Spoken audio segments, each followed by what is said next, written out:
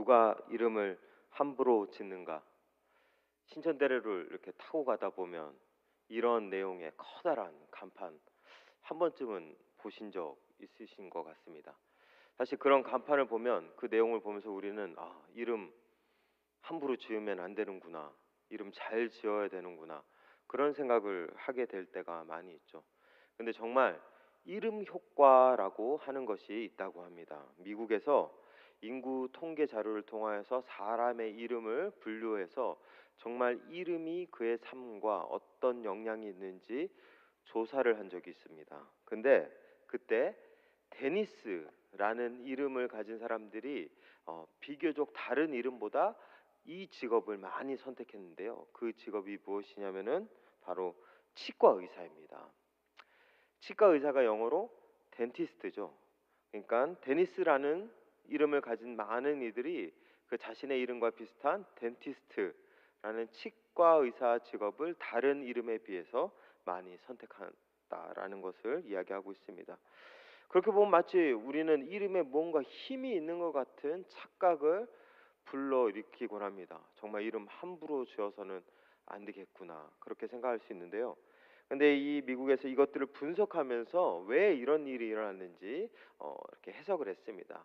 봤더니 데니스, 그의 이름이 데니스다 보니까 자신의 이름과 가장 친숙한 발음, 가장 가까운 단어들을 친근하게 여기다 보니까 그것이 덴티스트, 치과 의사였던 것이었습니다. 그래서 뭐 이름 자체에 힘이 있고 이름을 잘 지으면 그 이름 때문에 어떠한 것들을 이렇게 변화시킬 수 있는 능력이 있는 것이 아니라 그 이름 때문에 내 삶 가운데 나타나는 친숙함으로 말미암아서 그 직업을 선택했다라는 것입니다.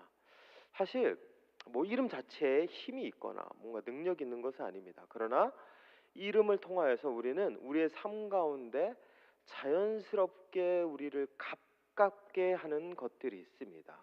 그래서 사실 이름 그것들은 우리가 거룩하게 하나님 안에서 믿음으로 잘 짓는 것은 필요한 일입니다. 오늘 성경에서는 이 이름을 좀 처음에 잘못 지어서 이름 때문에 곤욕을 치른 한 사람이 있습니다. 바로 야곱입니다. 야곱이란 뜻 어떤 뜻인지 아십니까?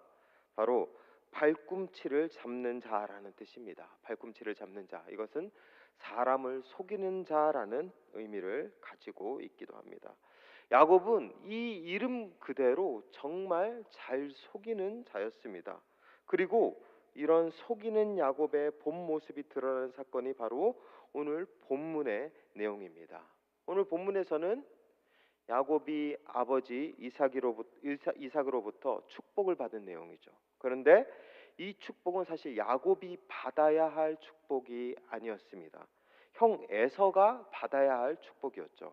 그것을 야곱이 도중에 아버지 이삭을 속여서 가로챈 것입니다. 목과 손에 염소 새끼 가죽을 둘렀죠. 에서가 털이 많다 보니 그 에서처럼 분장하여서 아버지에게 가서 에서인 것처럼 자신을 아버지를 속여서 복을 받아낸 것입니다.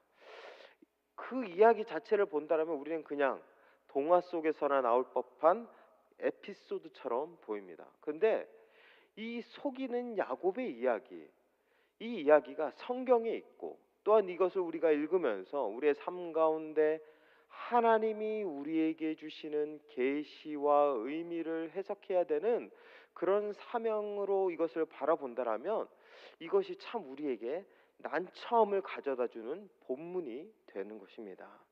왜 그러냐면은 이 이야기를 잘못 해석하면 마치 하나님의 복을 받기 위해서는 불의한 수단을 써도 되는 것처럼 보일 수 있기 때문에 그렇습니다. 야곱이 속여서 하나님의 복을 받았죠. 에서가 받아야 될 축복을 야곱이 거짓말하고 사기를 벌여서 빼앗은 것입니다. 이 말씀을 보면서 우리는 하나님의 복을 받기만 하면 하나님의 복을 간절히 사모하면 그러면 속여도 되는구나. 거짓말해도 괜찮겠구나. 이렇게 받아들일 수 있다라는 것입니다. 그렇기 때문에 오늘 본문이 사실 그렇게 쉽게 해석될 수 있는 본문이 아닙니다. 속이는 이 야곱의 사건, 이 속이는 것으로 말미암아서 그냥 어떤 하나의 에피소드로 끝나는 것이 아니라 하나님이 주시는 특별한 거룩한 복을 받았기 때문에 이것이 우리에게 난제로 다가오는 것입니다. 저는 오늘 이 야곱의 사건을 통하여서 과연 왜 이런 일이 일어났고 이것을 어떻게 우리가 지혜롭게 풀어야 하는지를 함께 말씀을 나누면서 은혜 가운데 계신 하나님을 발견하는 시간이 되었으면 좋겠습니다. 먼저 이 상황을 우리가 좀 잘 알기 위해서는 이것이 단순히 야곱 한 사람의 문제만이 아니라는 것을 우리는 알아야 합니다. 먼저 이 상황이 어떻게 시작되었는지 창세기 27장 1절에 보면 이 상황을 이렇게 이야기하고 있습니다. 우리 함께 말씀을 읽겠습니다. 시작. 이삭이 나이가 많아 눈이 어두워 잘 보지 못하였더니 맏아들 에서를 불러 이르되 내가 여기 있나이다 하니, 지금 이 사건의 시작은 이삭이 나이가 많아 눈이 어두워 잘 보지 못하였다라고 그렇게 고백하고 있습니다. 이삭은 나이가 이때 당시 한 130세에서 140세 전후로 추정되고 있습니다.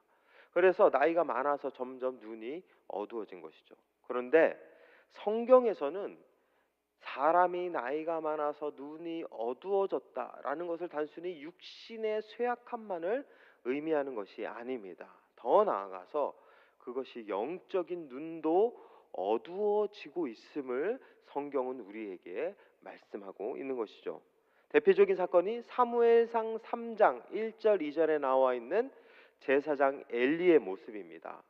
사사시대 마지막 제사장이었던 엘리는 눈이 어두웠다라고 성경이 기록하고 있습니다. 그런데 거기에서 보면 그의 눈이 어두움과 동시에 하나님의 이상을 보지 못하였다라고 그렇게 고백하고 있습니다. 육적인 눈이 어두웠다. 성경은 거기에 그치지 않고 그것이 곧 영적인 눈도 상실되고 있음을 말하고 있는 것입니다. 지금 이삭은 육적인 눈이 어두워졌다. 그것은 그가 영적인 눈도 점점 어두워지고 있음을 우리에게 보여주고 있는 것입니다. 그런 대표적인 예가 바로 이삭이 에서에게 복을 내리려 한다는 것입니다. 왜 이삭이 에서에게 복을 내리는 것이 영적인 눈이 어두워졌다라는 중요한 증거가 되는 것일까요? 그것을 알기 위해서는 창세기 26장 34절에서 35절 말씀을 보면 알 수 있습니다. 한번 말씀 같이 읽겠습니다. 시작. 에서가 40세에 해족속 부에리의 딸 유딕과 해족속 엘론의 딸 바스맛을 아내로 맞이하였더니 그들이 이삭과 리브가의 마음에 근심이 되었더라. 여기서 에서는 해족속 딸과 결혼했습니다. 근데 이것이 이삭과 리브가에게 마음에 근심이 되었다라고 합니다. 이 마음에 근심이 되었다. 풀이하자라면 심령이 쓰라렸다라고 그렇게 풀이하면 좋은 해석이 될 수 있을 것 같습니다. 화상을 입은 것처럼 화끈거리고 건드릴 수 없을 만큼 고통스럽다는 뜻입니다. 에서가 이방 여인과 결혼한 이 사건이 왜 이삭과 리브가에게 심령이 쓰라리는 고통을 안겨준 것일까요? 사실 이것은 단순히 이방 여인과 결혼했다라는 그 이상의 의미를 가지고 있기 때문에 그렇습니다. 하나님께서 아브라함에게 믿음의 약속을 하셨습니다. 그리고 그 약속을 이삭이 받았죠. 근데 이삭이 그 약속을 받기 위해서 가장 먼저 해야 될 것이 무엇이었냐면은 결혼이었습니다. 근데 그 결혼을 이방 여인, 가나안 족속의 여인과 하지 못하도록 하나님은 막으셨습니다. 그래서 하나님은 아브라함을 통해 너의 족속이 있는 곳으로 가서 아내를 삼으라라고 말씀하셨습니다. 그래서 아브라함은 그의 종 엘리에셀을 통해 자신의 족속이 있는 곳으로 가서 그곳에서 리브가를 데리고 왔죠. 그래서 이삭은 리브가와 결혼을 할 수 있었습니다. 결국 이삭과 리브가가 만나 결혼한 것은 하나님의 약속의 계보를 잇기 위해서 반드시 해야 되는 중요한 과정이었던 것입니다. 그런데 지금 에서는 이 약속의 그 계보를 잇기 위해 믿음의 약속을 잡기 위해서 주님 안에서 같은 족속의 여인과 결혼을 했었어야 되는데 이방 여인과 결혼을 해버린 것입니다. 믿음의 약속을 받을 수 있는 데 있어서 심각한 결격 사유가 생겨버린 것입니다. 그래서 이삭과 리브가가 그 마음에 근심이 된 것입니다. 그리고 또 있습니다. 하나님께서 에서와 야곱이 리브가의 태중에 있을 때 분명히 이삭에게 말씀하셨습니다. 창세기 25장 23절 말씀입니다. 창세기 25장 23절 말씀을 우리 다 함께 읽겠습니다. 시작. 여호와께서 그에게 이르시되 두 국민이 내 태중에 있구나. 두 민족이 내 복중에서부터 나누이리라. 이 족속이 저 족속보다 강하겠고 큰 자가 어린 자를 섬기리라 하셨더라. 하나님은 그 에서와 야곱이 리브가의 태중에 있을 때 분명하게 말씀하셨습니다. 큰 자가 어린 자를 섬기리라. 하나님의 믿음의 약속이 야곱에게 흘러가게 될 것임을 말씀하셨던 것입니다. 즉 이삭은 이 약속의 계보, 하나님이 주실 복, 누가 받아야 될지 분명히 알고 있었습니다. 그 태중에서부터 말씀하신 하나님의 말씀, 그리고 에서가 저질렀던 심각한 실수, 이런 여러 가지 정황들을 봤을 때 이삭은 에서보다는 야곱에게 복을 내려 했던 것이죠. 그런데 에서에게 복을 내리려 했습니다. 그 이유가 무엇일까요? 창세기 25장 28절에 그 이유가 나옵니다. 우리 창세기 25장 28절 말씀 같이 읽겠습니다. 시작. 이삭은 에서가 사냥한 고기를 좋아함으로 그를 사랑하고 리브가는 야곱을 사랑하였더라. 이삭은 에서를 사랑했습니다. 다시 말하면 편애했습니다. 그렇기에 하나님의 약속의 계보가 누구에게 있는지 알고 있었음에도 불구하고, 그리고 그 에서에게 심각한 결격 사유가 있었음에도 불구하고 이삭은 야곱이 아닌 에서에게 자기가 좋아한다라는 이유만으로 그에게 복을 내리려 했던 것입니다. 이것이 하나님 보시기에 영적인 눈이 어두워져 분별력을 잃어버린 모습이다 라고 성경은 우리에게 증언하고 있는 것입니다. 이삭은 분별력을 잃어버려서 하면 안 되는 것을 지금 하고 있는 것입니다. 분별력이 무엇일까요? 분별력은 어떤 선택을 할 때 올바른 선택을 할 수 있는 능력입니다. 그리고 참과 거짓, 올바른 것과 올바르지 않는 것들을 나눌 수 있는 힘이 바로 분별력이죠. 근데 이 분별력을 갖기 위해서는 우리 안에 중요한 것이 있어야 됩니다. 그것은 바로 기준입니다. 기준이 명확한 사람이 분별력이 있습니다. 기준이 명확한 사람이 저건 나쁘구나, 저건 옳구나 알 수 있는 것이죠. 믿음 안에 있는 분별력을 갖고 있는 사람은 하나님의 말씀의 기준으로 그 어떠한 것도 볼 수 있는 능력이 있는 자들입니다. 그래서 말씀의 기준에서 봤을 때 이것이 맞다라면 그것을 선택하고, 이것이 말씀의 기준에서 어긋난다라면 선택하지 않는 것이 말씀의 분별력을 갖고 있고 영적인 눈을 가지고 있는 자의 모습입니다. 근데 이삭은 그렇지 못했습니다. 편애한다라는 그 사실 하나만으로 에서에게 무언가를 주고 싶어하는 그 아버지의 잘못된 사랑 때문에 결국 하나님의 말씀의 기준 앞에서 모든 것들을 놓쳐버리고 잘못된 선택을 했었던 것입니다. 그래서 이 속이는 사건은 야곱의 잘못이기 이전에 먼저 이삭이 영적인 분별력을 잃어버린 그런 사건입니다. 근데 문제는 여기에서 끝나는 것이 아닙니다. 먼저 이 사건의 주동자가 누군지 아십니까? 바로 리브가입니다. 오늘 이 말씀에서 보면 읽지는 않았지만 이 27장 전체의 말씀을 읽어보면 지금 이 사건의 주동자가 리브가입니다. 리브가는 이삭과 에서가 그렇게 서로 둘이 조용히 얘기하며 빨리 사냥해서 음식 갖고 와서 요리 갖고 오면 내가 너한테 복 내려줄게 에서야, 빨리 갔다 와. 그렇게 이삭이 에서에게 이야기하는 것을 몰래 엿듣습니다. 그리고 리브가는 그 얘기를 이삭에게 가서 타이르거나 함께 부부로서 대화하지 않고 야곱에게 또 몰래 가서 명령합니다. 지금 이런 일이 일어나고 있으니까 너 빨리 아버지 속여서 아버지한테 음식 갖고 와서 복 네가 가로채야 된다. 리브가가 지금 이 모든 일을 주도하고 있는 것입니다. 왜 그런 것일까요? 아까 앞선 말씀에서 보았듯이 이삭이 에서를 좋아했듯이 리브가는 누구를 좋아했죠? 야곱을 좋아했습니다.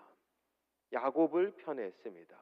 이렇게 본다라면 지금 이 사건은 이삭은 에서에게 복을 주려 했고, 그리고 리브가는 야곱에게 복을 주려고 서로가 좋아하는 아들을 챙기고 그 아들에게 무언가를 더 쟁취하려고 했었던 부부간의 기싸움, 수싸움이 지금 진행되고 있는 것입니다. 그렇게 본다면 과연 이 가정이 건강한 가정일까요? 부부가 자기가 좋아하는 아들이 서로 다르고, 그리고 그 아들이 원하는 것을 주기 위해서 서로가 속고 속이는 싸움을 벌이고 있는 것입니다. 그렇다면 이 부부, 이 가정 건강하다라고 말할 수 있을까요? 절대로 건강한 가정이 아니라는 것을 우리는 알 수 있습니다. 그리고 오늘 말씀에서 보면 가장 큰 피해자가 누굴까요? 바로 에서입니다. 에서는 정말 순진하게 아버지가 시키는 대로 사냥 갔다가 왔는데 복을 다 빼앗겨 버렸습니다. 그래서 남은 복이라도 달라고 요청했는데 오히려 복이 아닌 저주에 가까운 소리를 들었죠. 에서는 너무나도 억울해할 것 같습니다. 그런데 중요한 것은 에서도 잘못이 있습니다. 에서는 장자였습니다. 믿음의 계보를 자신이 이어받을 사명을 갖고 책임감을 갖고 장자로서의 역할을 잘 감당해야 했습니다. 그러나 우리가 잘 알다시피 에서는 그 장자로서의 역할과 책임을 다하지 못했습니다. 자, 이렇게 본다라면 지금 이 가정의 상황이 그려지시나요?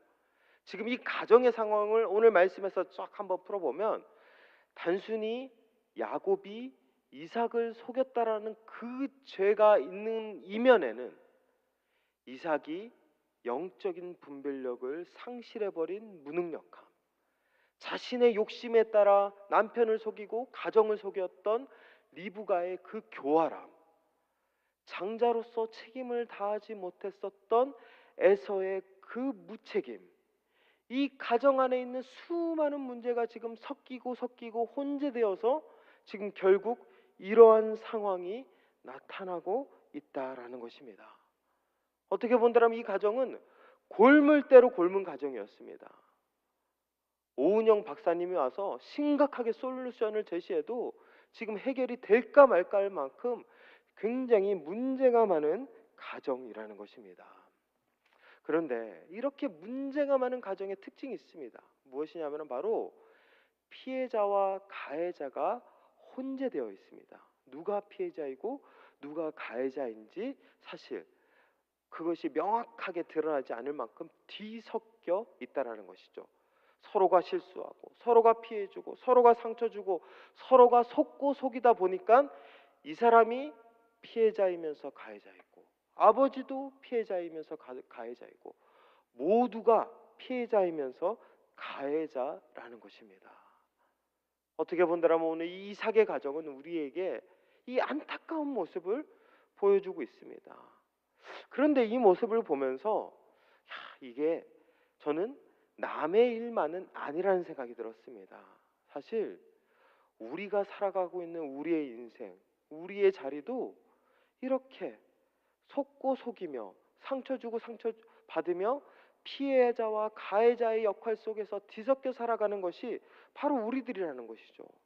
오늘날 우리는 여러 가지 역할 속에서 살아가고 있습니다. 이삭처럼 우리에게도 가정이 있죠. 아버지로서 또 자녀로서 여러 가지 역학 관계 속에서 우리는 한 위치에 놓여 있습니다. 교회에서도 마찬가지죠. 직분 안에서 그 부서 안에서 여러 성도님들과 함께 관계를 맺고 있습니다. 회사에서도 마찬가지입니다. 회사에서 직원들과 함께 그렇게 수많은 이들과 연결되어 있습니다. 우리는 그 많은 관계 속에서 행복하고 좋은 관계 누리면 좋겠는데 그렇지 못할 때가 많이 있죠. 때로는 서로 말 때문에 상처 주고 행동으로 서로를 미워하고 또 그러한 내가 상처받아 아파하는 것과 동시에 나도 누군가를 상처 주고 아프게 할 때가 있다라는 것입니다. 수많은 관계 속에서, 사람과 사람이 만나는 그 수많은 삶 속에서, 인생 속에서 우리도 피해자가 될 때도 있고 가해자가 될 때도 있다라는 것입니다. 저는 얼마 전에 저희 외할아버지 장례를 치르게 되었습니다. 그래서 잠시 이렇게 장례에 가서 이렇게 있으면서 그 장례식장에서 저의 어렸을 적 얘기를 듣게 되었습니다. 그러면서 제가 좀 잠시 잊고 있었던 저의 어렸을 적 얘기를 다시 떠오르게 되었죠. 저는 영유아 시절에 저희 외가댁에서 지냈습니다. 외할머니, 외할아버지가 저를 돌봐주셨죠. 왜냐하면 그때 형편이 너무 좋지 않아서 저희 부모님이 저를 키울 수가 없었습니다. 그래서 부모님은 계속 일하시고 이렇게 한다고 바쁘게 지내시고, 저는 외가 손에, 제 동생은 친가 손에, 할머니 할아버지 손에 그렇게 떨어져서 지냈습니다. 물론 저희 외할아버지 외할머니 삼촌 이모들은 저를 많이 사랑해 주셨는데 저의 마음속에서는 그게 항상 서운했습니다. 왜냐하면은 저는 부모님의 사랑을 원했거든요. 할아버지 할머니 삼촌 이모들이 아무리 저를 이뻐해 주셔도 제 마음속에서는 항상 어머니의 품이 그리웠던 것 같습니다. 근데 이게 제 안에 서운함이 되었던 것 같아요. 그래서 이후에 어떠한 관계 속에서 부모님에게 서운한 마음이 들 때마다 그때 일이 생각나는 거예요. 그러면서 그때 왜 부모님이 나를 그렇게 챙겨주지 못했을까? 부모님이 왜 나를 그렇게 사랑해 주지 못했을까? 그 제 안에 서운함이 배가 되는 것을 많이 느끼곤 했습니다. 그러면서 나는 피해자야. 나는 우리 부모님에게 제대로 어렸을 적 사랑을 못 받은 그 피해자라는 생각을 하게 되었죠. 그런데 제가 결혼하고 애를 낳고 기르면서 이 생각이 달라지게 되었습니다. 저는 이제 목회자다 보니까 계속 이동을 할 수밖에 없었죠. 이제 아이들도 자라면서 이제 학교를 다니게 되고 어느 정도 고학년이 되었습니다. 그러다 보니까 아이들이 친구 관계도 생기고 아이들이 거기서 정착할 수 있는 여러 가지 좋은 관계를 누렸는데, 제가 아직은 그래도 부목사다 보니까 이동을 할 수밖에 없는 것이죠. 그러면서 아이들이 전학을 갈 수밖에 없었습니다. 특별히 이번에 부천에서 대구로 오면서 아이들이 많이 울었습니다. 처음 아이들이 우는 것을 제가 그때 처음 봤습니다. 아이들이 그 친구들과 헤어지는 것이 너무 힘들고 어렵다면서 그렇게 차 안에서 계속 울더라고요. 그때 제가 느끼게 됐습니다. 이제는 내가 가해자가 되었구나. 내가 우리 아이들에게 상처를 주고 있구나. 이 아이들에게 원치 않는, 물론 저도 원치 않죠. 아이들에게 그런 것들을 하고 싶진 않죠. 그러나 알게 모르게 나의 연약함으로 말미암아 어쩔 수 없는 이 상황 때문에 우리 아이들에게 내가 상처를 주는 가해자가 되고 있구나라는 것을 스스로 깨닫게 되었습니다.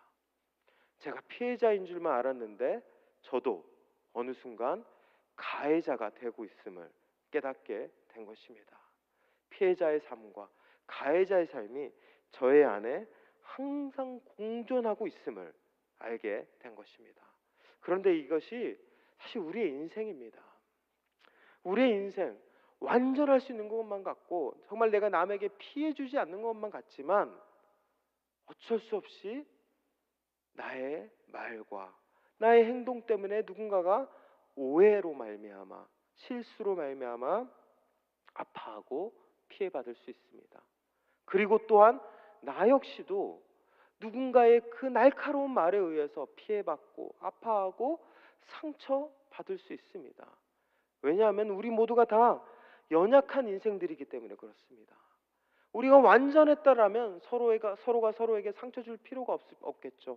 서로가 서로를 아프게 할 수 없었을 것입니다. 그러나 인간인지라, 연약한지라, 부족한지라 우리는 서로가 서로를 아프게 할 수밖에 없고 속고 속이는 인생을 살아갈 수밖에 없는 것이 우리의 인생입니다. 오늘 야곱의 모습, 분명한 것은 잘못된 것입니다. 제가 오늘 이 말씀을 보기 위해서, 좀 풀이하기 위해서 많은 성경 주석을 봤습니다. 너무 좀 말씀이 난해하다 보니까 성경 주석에서는 이걸 뭐라고 얘기하나 봤는데 동일하게 말하는 것은 그것입니다. 야곱의 행동은 잘못되었다. 야곱은 어떠한 수단을 써서라도 그 복을 받아내는 그 모습은 분명한 것은 하나님 앞에 큰 죄였다. 모든 성경 주석이 동일하게 이야기하는 것입니다. 맞습니다. 야곱이 잘한 것이 아닙니다. 야곱은 잘못했습니다. 속여서 복을 받았다는 것, 그것은 하나님 앞에 죄를 짓는 행위입니다. 그런데 몇몇 주석은 그 내용과 함께 이런 내용도 있습니다. 그러나 성경은 이러한 야곱의 행동을 도덕적인 판단과 흑백 논리로 규정짓기보다는 무덤덤하게 증언하고 있다. 즉, 이것이 잘못인 줄 알고 이것이 실수인 줄 알지만, 그러나 연약한 인생들이 살아가는 그 삶 속에서 어쩔 수 없이 겪어야 되는 그 아픔이기에 성경에서조차도 차마 이 악을 하나님이 심판하시고 하나님이 이 야곱을 치실 것이다 라고 얘기하지 않고 그저 덤덤하게 애써 모르는 척 이 이야기를 증언하고 지나가고 있다라는 것입니다. 어쩌면 우리 인생도 그렇습니다. 이것이 인생의 참 아픔이자 우리의 삶을 고통스럽게 하는 요소일 수도 있습니다. 그러나 우리는 이러한 인생을 살아가는 연약한 자들입니다. 그렇기 때문에 우리가 여기서 깨달아야 될 것은 무엇일까요? 그렇기에 우리도 이러한 인생의 아픔을 알고 연약함을 알고 서로가 속고 속이는 인생, 상처 주고 상처받는 인생인 줄 알고 있다라면 우리는 그 어느 누구에도 함부로 돌을 던져서는 안 됩니다. 요한복음 8장에서 가늠한 여인을 유대인들이 주님 앞에 데리고 와죠. 그래서 유대인들이 이 가늠한 여인을 우리가 반드시 돌로 쳐 죽여야 됩니다. 주님, 어떻게 해야 합니까? 주님께 물어보죠. 그때 주님이 뭐라고 말씀하시죠? 너희 중에 누구든지 죄 없는 자가 돌로 치라. 그러자 그 유대인들 중에 어느 누구도 그 돌을 들어 여인을 칠 수 없었습니다. 돌을 내려놓을 수밖에 없었던 것입니다. 이것은 여인이 잘했다는 것이 아닙니다. 가늠한 여인의 죄가 용납된다는 것이 아닙니다. 그 죄도 허용될 수 있다는 것이 아닙니다. 그러나 우리 모두가 그런 아픔과 연약함을 갖고 있기에, 우리 모두가 그 실수 속에 살아가는 그러한 인생이기에, 그런 상황 속에서 차마 돌을 던질 수 없는 우리의 모습이 있음을 우리는 깨달아야 한다는 것입니다. 그렇기에 우리는 서로를 바라보며 정죄하고 판단하기보다는 긍휼의 마음으로, 그를 향한 하나님의 자비의 마음으로 볼 수 있는 눈이 필요합니다. 오늘 이 야곱의 모습은 우리로 하여금 그러한 긍휼과 연민을 느끼게 합니다. 그리고 또한 이 모습을 통해 우리의 인생이 이렇다라는 인생의 고찰을 던져주기도 하는 말씀입니다. 그런데 여기서 그쳐서는 안 됩니다. 중요한 것은 이 말씀이 그렇게 우리에게 인생에 대한 깨달음을 알려주는 말씀이기도 하지만, 또한 이 말씀이 우리에게 소망의 말씀이 되기도 합니다. 왜 그러냐면은, 중요한 것은 지금 야곱은 속이는 그 현장, 현행범으로 있는 그 현장에서 붙잡혀서 하나님께 징계를 받거나 심판을 받는 것이 아니라 복을 받았습니다. 이것이 우리에게 소망이 되는 것이죠. 야곱이 지금 여기에서 사실 혼이 나야 되는데, 하나님 앞에 뭔가 큰 벌을 받아야 되는데, 그 속이는 현장에서 오히려 복을 받았습니다. 이것이 우리에게 참 위로가 됩니다. 왜 그러냐면은 우리도 마찬가지이기 때문에 그렇죠. 우리도 야곱과 같은 사람입니다. 앞서 말씀드렸다시피 우리도 뭔가 잘한 것 없이 온전하지 못하고 연약함과 실수 속에서, 때로는 죄 속에서 살아가는 자들이 우리들입니다. 그런데 우리가 하나님 앞에 나아갔을 때, 우리가 예수 그리스도 앞에 나아갔을 때, 우리의 그 죄의 모습을 통해서 하나님이 우리를 징벌하시는 것이 아니라, 하나님이 우리를 벌하시는 것이 아니라 오히려 하나님이 우리에게 복을 주신다는 것, 이것이 우리에게 위로가 됩니다. 정말 우리는 그 복을 받았습니다. 나는 여전히 죄인 가운데 있고, 나는 여전히 주님 앞에 연약하지만 예수 그리스도의 십자가의 은혜가 우리 안에 오는 순간 우리는 구원받았습니다. 그 죄의 옷을 입은 우리가 십자가 앞에 나아갔을 때 심판받는 것이 아니라 오히려 변화받을 수 있었고, 은혜 받을 수 있었고, 구원받을 수 있었습니다. 우리는 정말 연약한 인생, 부족한 인생, 죄인된 인생이지만 그 인생 속에서 야곱이 복 받은 것처럼 우리도 구원받은 인생이 된 것입니다. 사랑하는 우리 모든 성도님들이 그 은혜 속에 살아가는 자들입니다. 나의 연약함, 나의 부족함, 우리가 살아가는 이 세상이 속고 속이는 인생이 된다 할지라도, 그렇게 내가 누군가를 상처 주고 상처받는 인생이 된다 할지라도, 그 죄악의 참혹한 현장 속에서 하나님이 우리에게 주시는 것은 심판이 아니라 십자가의 구원입니다. 십자가의 은혜입니다. 그 십자가의 은혜로 우리가 오늘을 살아갈 수 있는 것입니다. 여기 계신 우리 모든 성도님들은 그 은혜 속에서 오늘을 감사할 수 있고, 오늘 그럼에도 불구하고 주님 의지할 수 있고, 주님 바라볼 수 있고, 그 복 누리며 살아갈 수 있는 것입니다. 우리 모든 성도님들이 이런 은혜 속에 살아가시기를 축원합니다. 주님께서 그때 우리와 함께 하시고 우리에게 역설의 은혜, 사실 이것은 역설과 아이러니입니다. 죄 가운데 있는 자들은 심판받아야 되죠. 그러나 죄 가운데 속이는 현장에서 하나님이 야곱에게 복을 주셨듯이 우리도 하나님이 은혜 주시고 구원 주셨다는 것은 아이러니, 역설의 은혜입니다. 이 은혜를 붙잡고 살아가는 자, 그들이 진정한 그리스도인이라는 것입니다. 그리고 여기서 우리는 멈춰서는 안 되죠. 여기서 더 한 발자국 나아가야 될 것들이 있습니다. 그것이 무엇이냐면은, 분명한 것은 야곱은 그렇게 해서 복을 받았습니다. 그런데 그 복으로 끝난 것이 아닙니다. 중요한 것은 이제부터 야곱의 인생은 시작되었습니다. 이때 당시 야곱의 나이가 몇 세로 추정되냐면 보통 한 70대 후반으로 추정됩니다. 야곱은 이때부터 자신의 본격적인 인생이 시작되었죠. 야곱이 그렇게 속여서 아버지 이삭으로부터 복을 빼앗자 그 소식을 에서가 듣게 되죠. 그래서 에서가 어떻게 하죠?